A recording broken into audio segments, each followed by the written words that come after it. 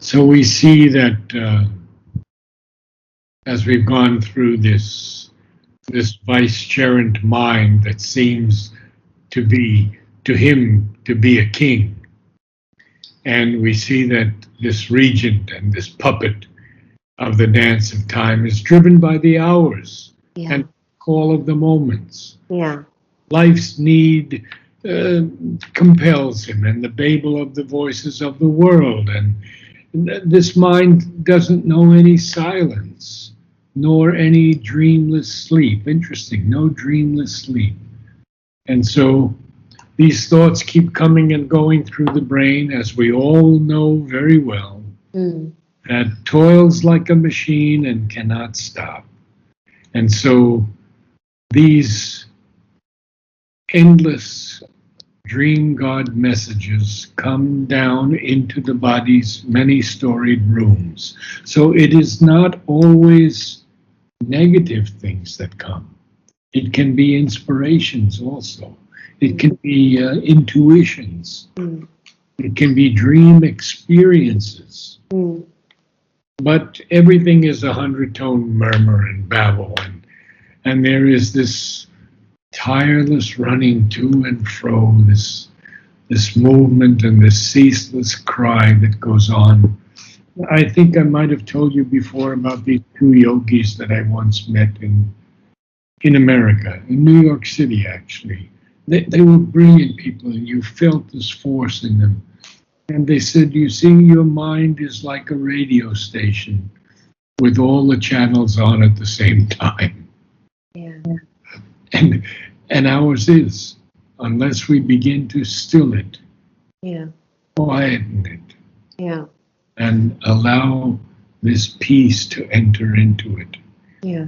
So now we're going to see what these servant senses are doing, and it's just what I'm saying here. So let us continue. You can begin to read then. The hurried servant senses answer apace. No, it's the hurried servant senses answer apace. The servant senses that are answering. The hurried servant senses answer apace. Yes. To every knock upon the outer doors, bring in time's visitors, report each call, admit the admit the thousand queries and the calls, and the messages of communicating minds, and the heavy business of unnumbered lives, and all the thousandfold comers of the world. This is what's happening. We admit these 1,000 questions. Yes. And these calls and these messages of communicating minds, Yeah. and the heavy business, he says, of unnumbered lives and the thousandfold commerce of the world. And so he continues now. Even in the tracks of sleep, in scant repose, he mocks life's steps in strange subconscious dreams. He strays in a subtle realm of symbol scenes, his night with thin air visions and dim forms. He packs or peoples with slight drifting shapes, and only a moment spent spends in silent self. Yes. So this endless busyness of our minds doesn't give us really any time for reflection, meditation, silence. So even in these strange subconscious dreams that we have, there are presences that are not very helpful. Mhm. Even demons, we call them nightmares. Now, have we done subconscious? I'm not sure. I think we may have. I'll just check quickly. Yeah, okay. No, we have not done subconscious. So that's an important one because it's very important in this yoga. And it's quite long, so we'll Yeah, take our time and go through it. yeah. In our yoga, we mean by the subconscious that quiet submerged part of our being in which there is no waking conscious Uh, and wake, wakingly. wakingly conscious, which there is no wakingly conscious and coherent thought, will, or feeling, or organized reaction, but which yet receives obscurely the impressions of all things and stores them up in itself, and from it too all sorts of stimuli of persistent habitual movements, crudely repeated or disguised in strange forms, can surge up into dream or into the waking nature. This is basically what we just said. Huh? Hmm. What we just read in those lines is basically what Sri Aurobindo is telling us here. Yeah. That, Narad, are you on a laptop? yes, Because I see only like till here of you. So if you can just till perfect. Now I can see you very well. very good. Okay. Thank you. So Um, no subliminal. no subliminal. No, subliminal is a general term used for all parts of the being which are not on the waking surface. Subconscient is very used in the same sense by European Very often used. Subconscient is very often used in the same sense by European psychologists because they do not know the difference. Ah, But when I use the word, I mean always what is below the ordinary physical consciousness, not what is behind it. The inner mental, vital, physical, the psychic are not subconscious in this sense, but as they can be spoken okay. of as subliminal. So they are subliminal. Huh? They are not subconscious, but they are Hmm. subliminal. They're behind. Huh? Yeah. Okay, carry on. So basically, when he means by subconscious, I think by what he says in European psychologist, anything that is not in the waking awareness is called as subconscious, Correct. but it includes all of our psychic and anything that we are not aware of. But when Sri Aurobindo means subconscious, he is meaning He's making it distinctly different from subliminal. okay. Subconscious is very, very deep. It's the part of Okay. the being which there is no wakingly conscious or coherent thought or will or feeling or reaction, but it obscurely receives the impressions of all things and it stores them up. And then all these persistent habitual movements come about, and they're crude or they're disguised in strange forms, and they even surge up into dream or into the waking nature. But Hmm. subliminal is a general term used for all parts of the being which are not on the waking surface. So subliminal is behind, not subconscious, but behind. Okay. Let me read further, and if I still have any doubt, we can also read subliminal. Very good. Very good. The subconscious is a sealed and unexpressed, inarticulate consciousness which works below all our conscious physical activities. Just as what we call the superconscient is really a higher consciousness above from which things descend into the being.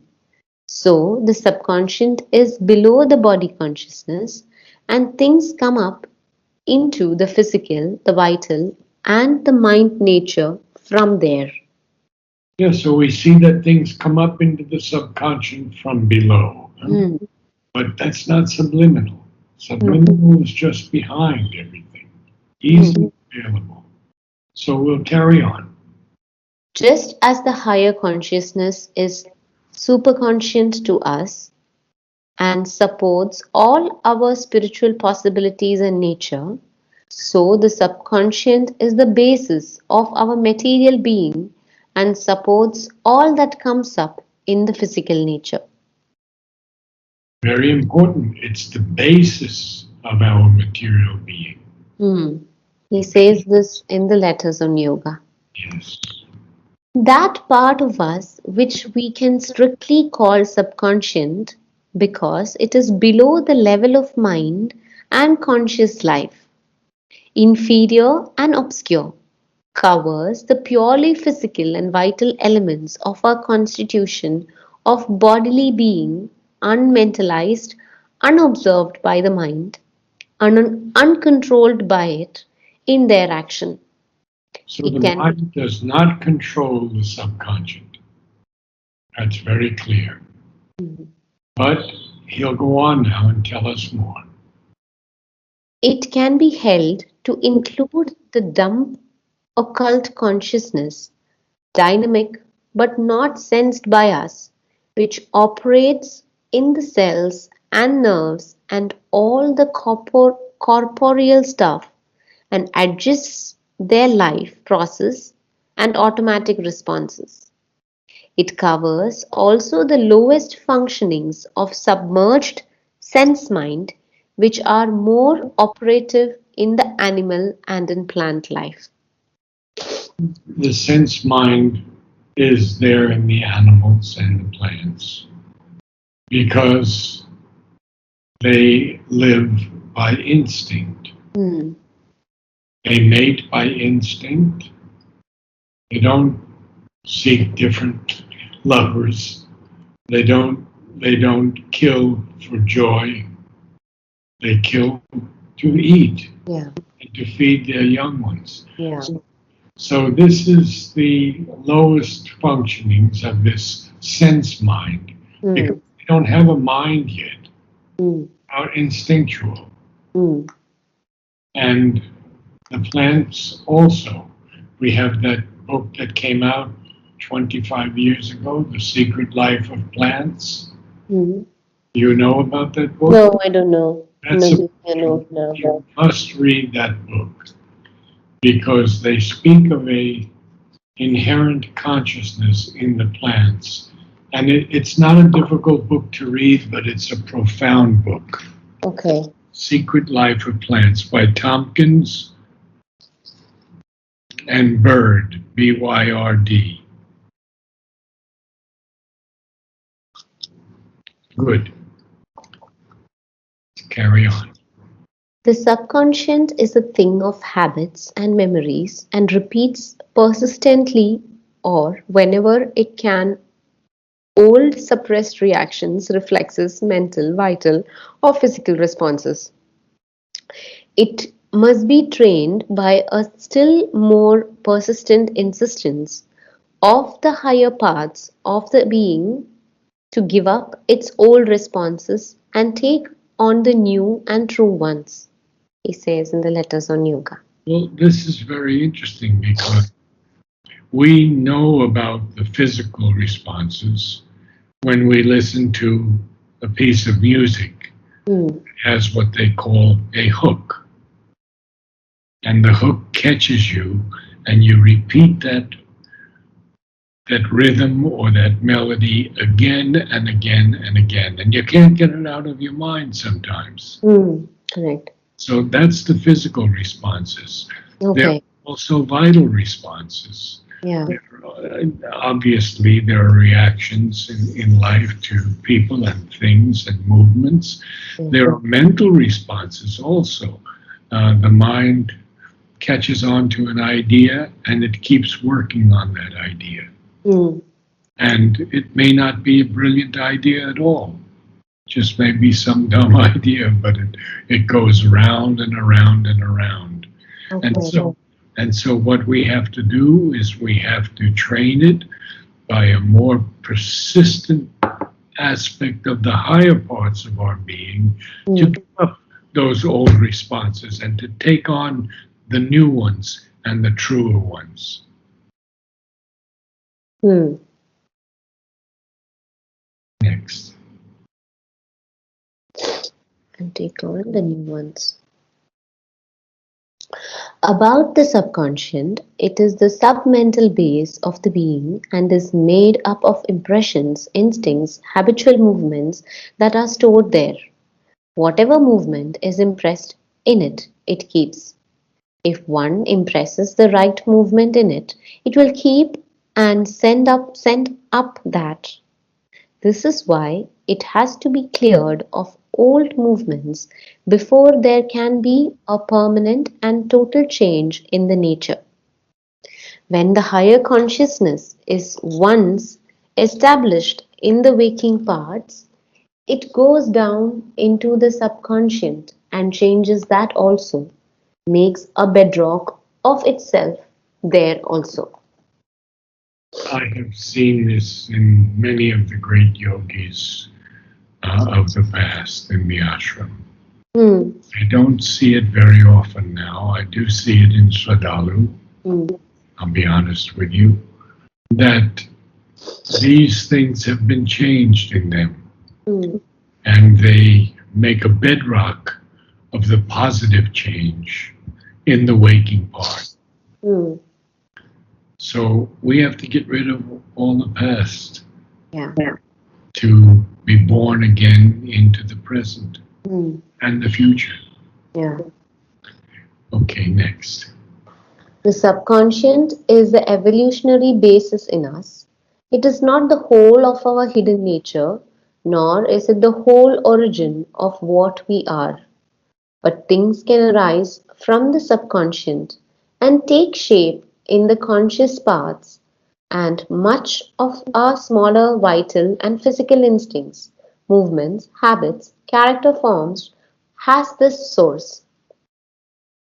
So Sri Aurobindo is basically telling us that it's the evolutionary basis in us. Hmm.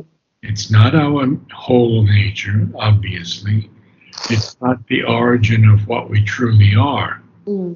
But things can rise up from it and take shape in the conscious parts. And all of our smaller movements have this character. Um, we have to walk a certain way. We have to look a certain way. We have to speak a certain way. All of these things, see, these are kind of buried things in our subconscious that we have to root out, actually. Yeah. Okay, carry on. We got two more. The subconscious is the support of habitual action. It can support good habits as well as bad. For the subconscious is the inconscient in the process of becoming conscious. It is a support and even a root of our inferior parts of being and their movements. Sri Aurobindo is always so positive. Huh? It's the inconscient, but it's in the process of becoming conscious. Yeah. So he sort of turns it a little bit positively here, telling us that although it's the support of habitual action, it could support good habits as Mm. well as bad. Yeah. Yeah. So we got a little bit more understanding of the subconscious. Yeah. I think it was only the Western explanation which was confusing me because my exposure to all of these words are through the Indian psychology and integral yoga.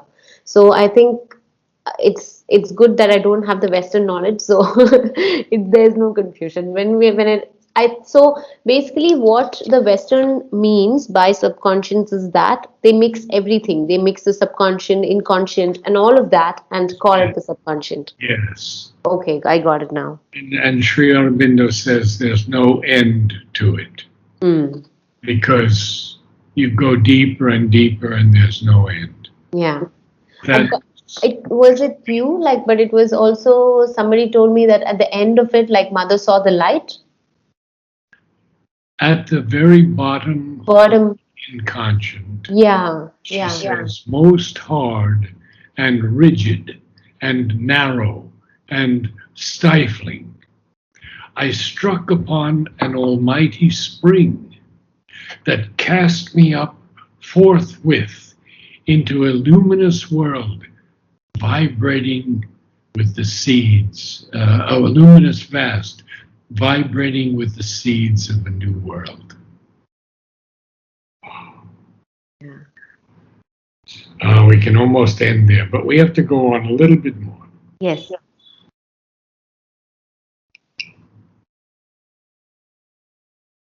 Adventuring into infinite mind space, he unfolds his wings of thought in inner air, or traveling in imagination's car, crosses the globe, journeys beneath the stars, to subtle worlds, takes his ethereal course, visits the gods on life's miraculous peaks, communicates with heaven, tampers with hell. Oh, we got a lot here. Oh, first of all, it's miraculous. Miraculous. Miraculous. Miraculous.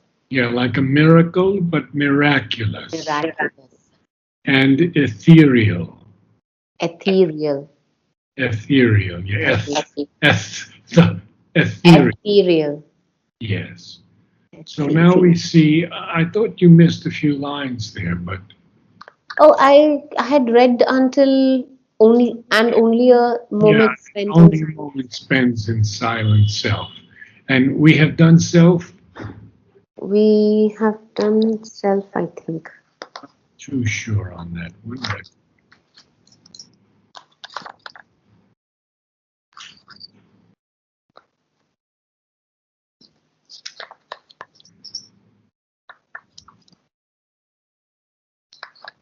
Yes, we have done self. okay. So now he is adventuring into this infinite mind space, unfolding his wings of thought in inner air, even traveling in this imagination's vehicle, crossing the globe, journeying beneath the stars, and then to subtle worlds he takes his ethereal course. Ethereal is a heavenly course. Hmm. You know, we could say heavenly or spiritual course. And he visits the gods on life's miraculous peaks, Hmm. communicates with heaven, and tampers with hell. It's very, very interesting because Yeah. very often people get caught in this subconscious world and they can rise above it and they can adventure into infinite mind space. Hmm. They can fly through imagination, crossing the globe, and even get into the subtle worlds. Hmm. And they can visit the gods. Now, he doesn't say God, he said the gods. The gods are typal beings. Yeah. On the miraculous peaks of life, he can communicate with heaven, he can tamper with hell. So let's go with a few more lines. I was thinking maybe read the next line because it's also full stop, and I read from the top, the hurried servants. Yes, very good. This is the little surface of man's life.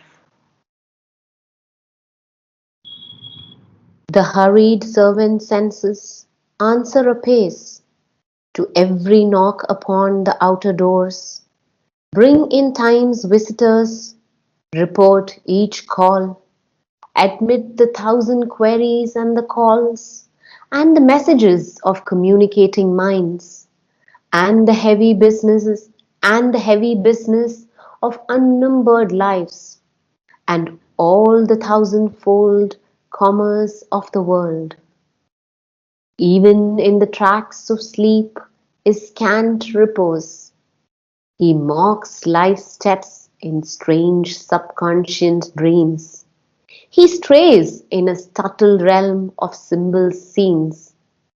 His night with thin air visions and dim forms, he packs or peoples with slight drifting shapes, and only a moment spent in silent self. Adventuring into infinite mind space, he unfolds the wings of thought in inner air, or traveling in imagination's car, crosses the globe.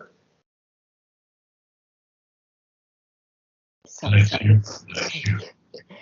Crosses the globe, journeys beneath the stars to subtle worlds, takes his ethereal course, Ethereal course, yes. visits the gods on life's miraculous peaks, communicates with heaven, tampers with hell. This is the little surface of man's life. Just one more. Miraculous. What I Miraculous. got it. Okay, miraculous. Good. Very good. I'm not sure if we have read Heaven or Hell, so I will check that, and if we have not, we can read it in the next class. Very good. Okay. Okay. Namaste. Thank you so much, Narad. We had a good evening tonight. Read a Mhm. lot. Good Bye. read. Very Thank good. you. Thank you.